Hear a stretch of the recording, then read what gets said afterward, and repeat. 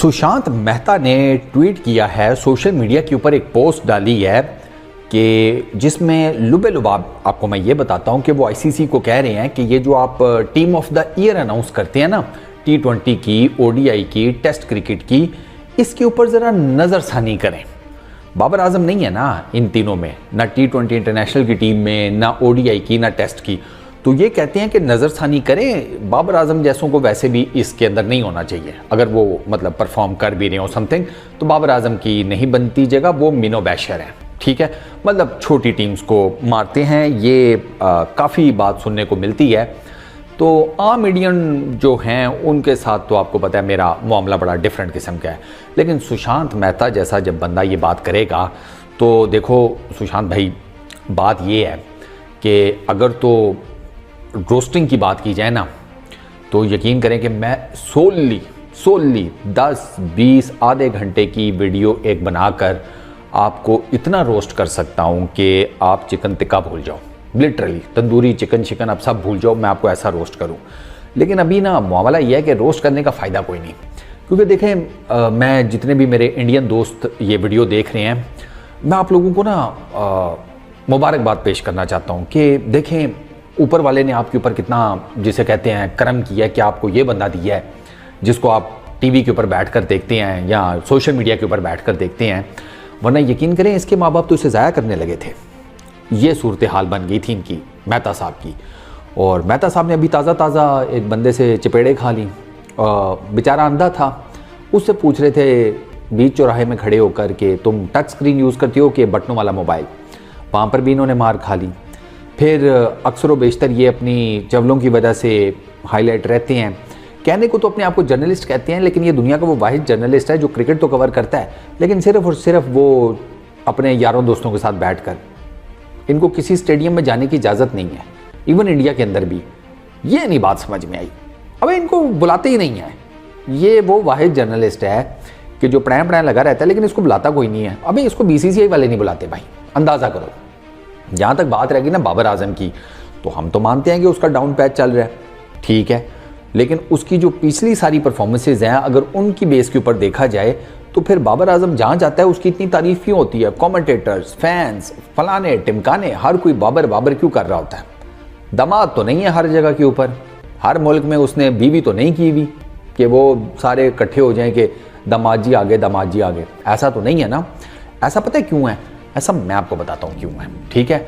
हम अभी बात करेंगे बाबर आजम वर्सेस सीना, साउथ अफ्रीका, इंग्लैंड, न्यूजीलैंड और ऑस्ट्रेलिया, बस, और तीनों फॉर्मेट में।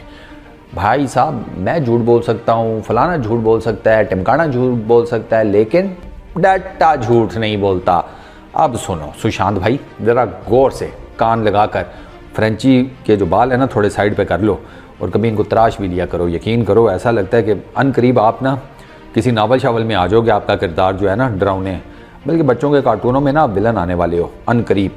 सबसे पहले शुरू करते हैं बाबर आजम साउथ अफ्रीका का। आपको पता है सब कॉन्टिनेंट का कौन सा ऐसा बैट्समैन है जिसका साउथ अफ्रीका में T20 इंटरनेशनल के अंदर सबसे हाईएस्ट स्कोर है? बाबर आजम का 122। और मेरा ख्याल है कि शायद साउथ अफ्रीका के अंदर किसी भी प्लेयर का ये हाईएस्ट है जो टूरिंग साइड है, if I am not wrong. लेकिन सब कॉन्टिनेंट का तो पक्का है, ठीक हो गया। सब कॉन्टिनेंट में पाकिस्तान और इंडिया दोनों आते हैं, बांग्लादेश भी आता है, तो आप देख लें कि फिर किस बैट्समैन ने वहाँ पर जाकर क्या किया हुआ है।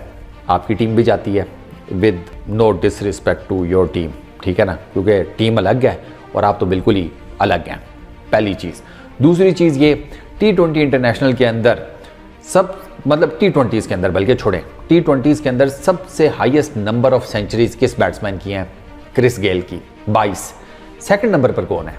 बाबर आजम, 10 हंड्रेड्स हैं उसकी T20s के अंदर, किसी और प्लेयर की नहीं है, किसी और बैट्समैन की नहीं है।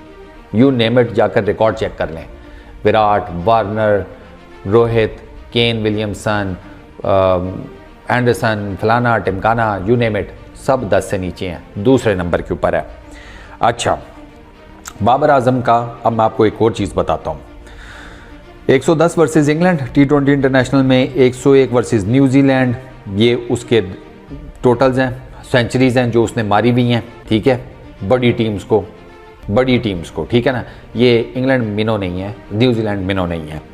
वर्सेस ऑस्ट्रेलिया 8 मैचेस खेले हैं, 383 रन हैं, 63.8 की एवरेज है, 126 का स्ट्राइक रेट है T20 इंटरनेशनल में। ठीक है, बाबर आजम का नोट करते जाओ सुशांत भाई, आप ही के लिए स्पेशल वीडियो बना रहा हूं मैं। ठीक है ना।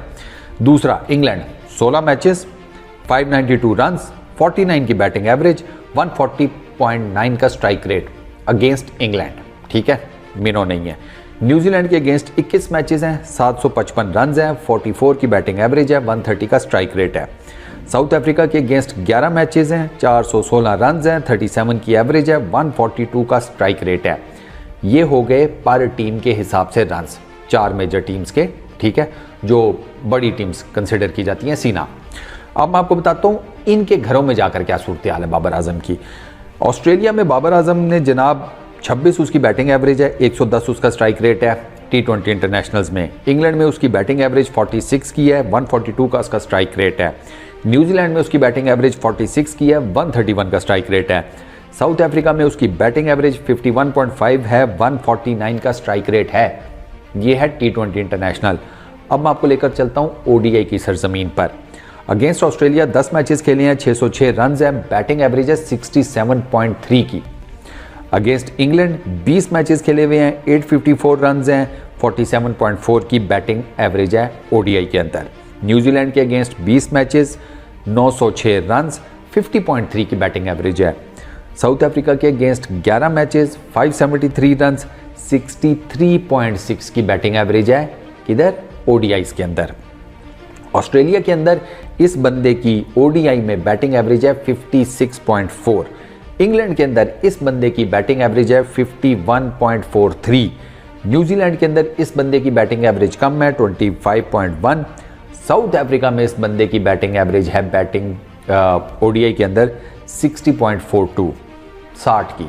ठीक है, टेस्ट में आ जाओ। ये वो है जहां पर बाबर आजम ढीला है, अपने मुंह से मानते हैं, झूठी तारीफ नहीं करेंगे, जो बात करेंगे फैक्ट के साथ करेंगे। अगेंस्ट ऑस्ट्रेलिया 13 मैचेस हैं, 925 रन हैं, 38.5 की एवरेज है, 38.5 की, और 25.2 की एवरेज है बैटिंग की इन ऑस्ट्रेलिया।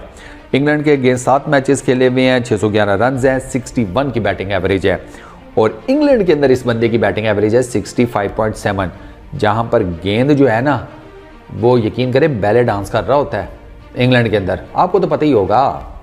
हाँ, आपको पता है मैं किस कॉन्टेक्स्ट में कह रहा हूँ। हाँ, खूब समझते हो।